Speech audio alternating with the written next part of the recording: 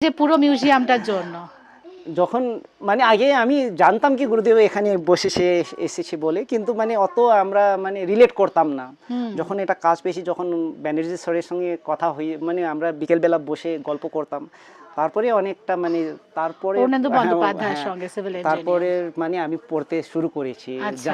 জানতে শুরু করেছি। মানে এটা হচ্ছে আমার লাইফে একটা টার্নিং পয়েন্ট হয়েছে 2017 থেকে। আমি যত কাজ করেছি মানে লাইফটা চেঞ্জ হয়ে গেছে। যেটা আমি ভাবছি মানে আগে যেভাবে আমি রবীন্দ্র মিউজিয়ামটাকে নিতাম, তারপরে যখন আমি এই কাজটা করতে শুরু করেছি মানে ড্রাস্টিক চেঞ্জ হয়েছে আমার লাইফও। বাহ! মানে অনেক লোকগুলোকে জানতে পেরেছি মানে একটা ভালো ব্যানার্জির সঙ্গে মানে জীবনটাও হ্যাঁ মানে জীবন লাইফস্টাইল, ফিলোসফি অফ লাইফ হ্যাঁ, সবই অনেক সব চেঞ্জ হয়ে গেছে, সমৃদ্ধ হয়েছে। চেঞ্জ হয়ে গেছে। বিশ্বকবি রবীন্দ্রনাথ ঠাকুরের পূর্ণাঙ্গ জীবন নিয়ে মংপুতে রবীন্দ্র মিউজিয়াম দেখে যথেষ্ট ঋদ্ধ হলাম।